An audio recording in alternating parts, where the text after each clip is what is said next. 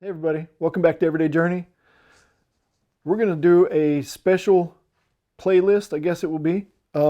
This is going to be called Project Determination.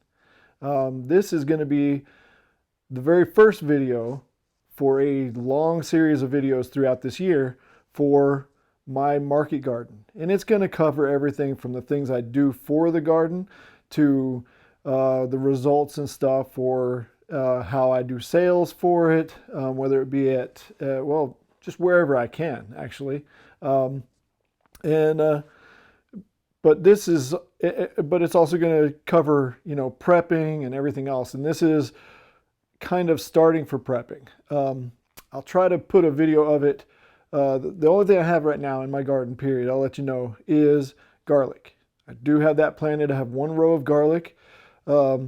This past year, I planned on doing a market garden, and I tried my best to get everything together for it, but it didn't work out as planned. We had everything from, well, first off, I wanted to start everything in my greenhouse, which I already have a makeshift greenhouse, a hoop house greenhouse. I already have one of those, but I had my chickens in it over the winter. And if you saw my video, I'll put it up here, a link to it, of how it was collapsing in with the weight of the snow, although it didn't collapse. But of course, my chickens were in there and they were fine. They never were bothered at all, but I couldn't get them out quick enough because I needed something else to put them into in order to use the greenhouse for what I intended, which is to start seeds. So by the time I finally got things built to where I got the chickens out of there, then it was pretty much too late to start the seeds anymore, at least in the greenhouse, because it was already getting too hot. So that was part of the thing. Then it stayed really, really wet, so I couldn't plant. I couldn't prep the garden for anything. And then after things were planted finally, after they got, it was really, really late, then then it became really dry. I mean, so much so that it was almost drought conditions. I think a little bit longer, and it would have been considered drought conditions, and there probably would have been, at least for some anyway, there would have been, things that they could get, like insurance and stuff, to be able to cover that. But anyway, that's part of the reason why my garden didn't do well this year. Only thing I did do was I did expand it. I did have some things planted in it. There are still things that it planted now. There's carrots in there that I thought they were dead, but now it's wintertime. They're the only thing green in there. I haven't pulled any of them up yet to be able to see how well they are doing, but as long as nothing's getting to them, and it could be because I do have moles and stuff in the area, it could be moles getting to it, but but they should be fine over the winter. I should just have to go out there and pick what I want throughout the winter, and they should be fine. I do have some potatoes, I think, still in the ground. I haven't dug those up. Of course, I thought they died, and they did. Weeds grew up all around it and everything else, and then here in the fall, I saw it they were shooting back out again. So I need to get out there and see. Of course, everything's dead at the moment, except for the carrots. But anyway, that's what I got. So potatoes might still be in the ground. I just have to dig them up. Carrots are in the ground, just not sure what's what with them. And my garlic is in the ground. That one's planted. I did plant it late, but it's planted. And that's it. That's all I've got. Everything else is just clean slate. So things that I found out, though, is I did learn that 30-inch beds work. I like that. Problem is, I didn't like that I think I did the spacing in between beds at 14 inches. Really narrow. I think luckily that was just a trial run this year, and now I can get out there and I can find out what to do, what spacing to put them at. And I'd like to have it to where I can easily get a wheelbarrow down it. I have plenty of room, so that's not the problem. I just want to make sure it's a good, comfortable working width, both for the bed, which 30 inches seems to work, and in between the beds. So we'll see what works best. Anyway, that's my short spiel there. Right now, though, I did buy some, because weeds were a huge issue this year, and I'm going to try to remedy that by trying to put silage tarp over it. But to do the silage tarp, I need some sandbags. I have the sandbags. I just need to fill them. And I was trying to get the area down here where my pond will be eventually, trying to figure out, work that out where I want that to be so that I can do my digging there to fill the sandbags.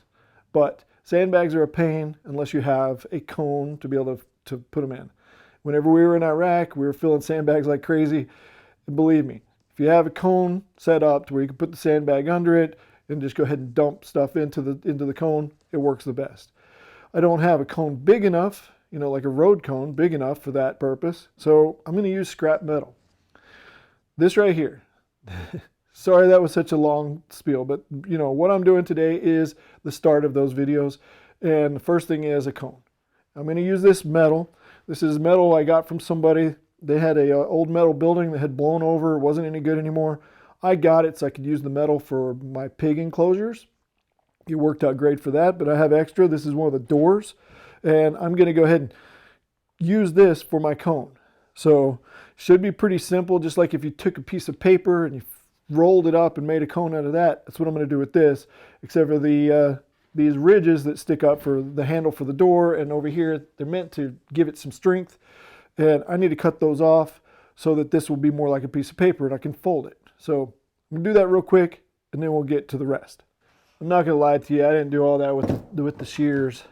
I actually used the grinder, if you can see it here, because it was a little difficult. I also got smart and put on some cut resistant gloves because this has got some awesome edges to it that'll just shear right through your hand. But anyway, so now I got a flat piece, something that's mostly flat anyway, that I can deal with more like paper. All we got to do is bend this thing up to make a cone. So just take it like you would a regular sheet of paper, bend it in a way that gets you up in the direction of the cone shape that you're looking for. And the only thing you have to worry about is that the bottom end of it is going to be big enough that it can fit into a sandbag, or small enough rather, that it can fit into a sandbag, and that the top is big enough that you can dump a shovel into it, of dirt anyway, rather easily. So I think that's pretty good right there. Definitely big enough at the top. The bottom may have to cut open a little bit.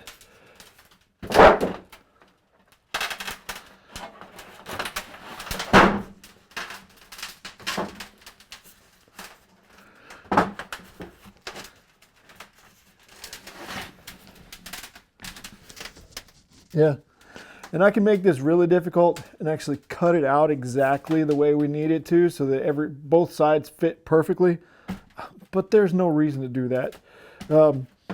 I don't have any use for this metal other than for this right here.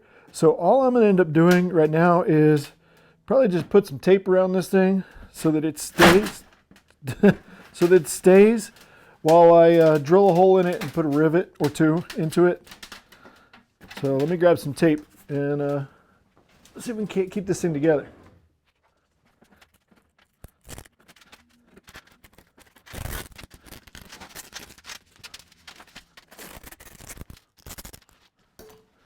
All right, so that should stay together while I'm doing the rest of this. Let me grab my drill bits.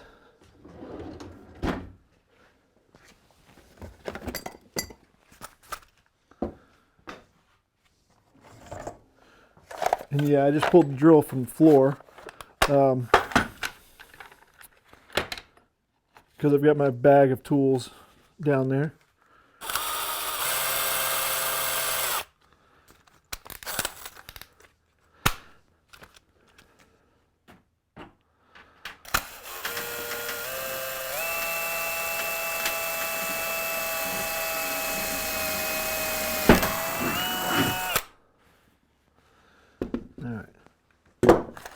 I'm pretty sure these are aluminum rivets. I think they're like eighth inch. I just drilled a hole I believe is an 1/8 inch hole. The bit I'm pretty sure is an 1/8 inch drill bit. So let's see how this works.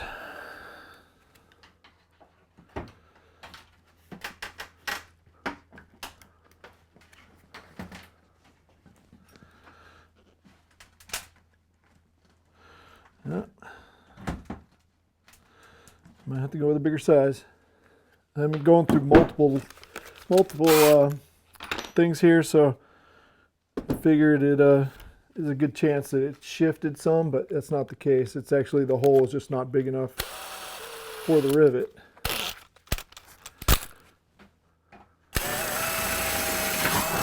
So I think that's probably around 3/16. Let's make sure this fits this time. Yep. So now, go ahead and pop the rivet in there.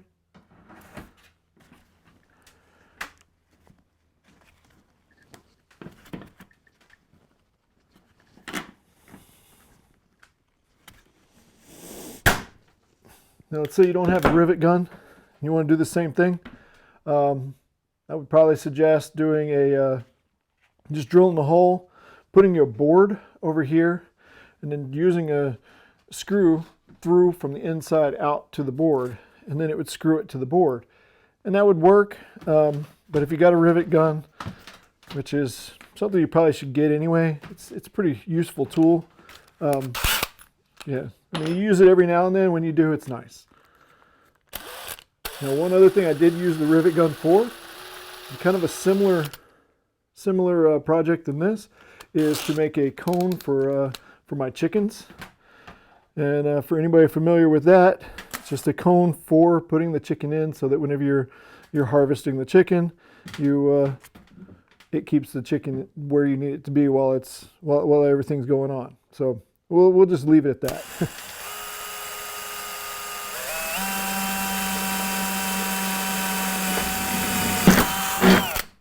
Go ahead and put another rivet in here, just to make sure.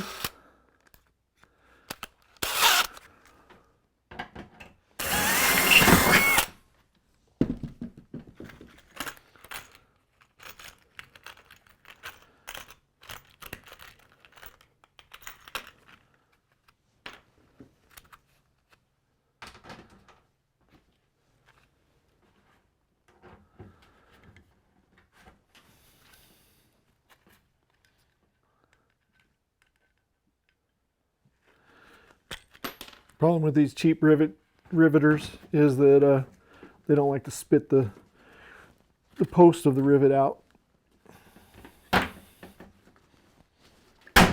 So it's always kind of left in there until you drive another or jam another post through there to make it come loose. Yeah, still in there. It'll come out the next time I use it. All right, so we can take the tape off if we wanted to. Don't really need to. The one thing I was going to say the one thing I really should do is go ahead and cut the top off of this so that it's nice and even, but there's no need to do it. As is, you can see it. You can easily fit a shovel into that.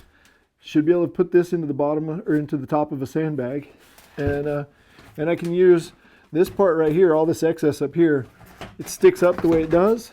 I can put it to any kind of a post or anything like that where I'm doing my digging.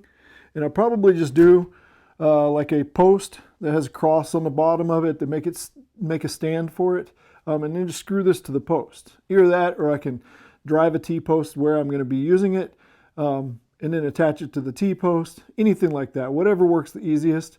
But just put a few screws through this, or drill a hole, put some wire around it to wire it to the T-post, and bam, there you go. The only thing you want to do though is make sure that your sandbag is sitting on the ground in a way that this is low enough to the sandbag so the sandbag can sit on the ground while you fill it up.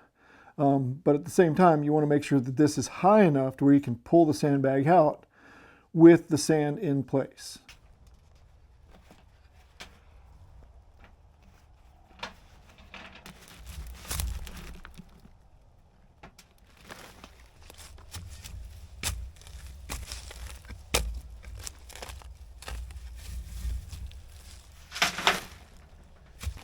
All right, so there we go. You see, fills up, everything's good. Get this thing tied up, and now all I got to do is make a whole bunch more of them. So I definitely appreciate you watching. Like to see some comments, so send them my way. Like, subscribe, all that good stuff, and Until next time, y'all take care.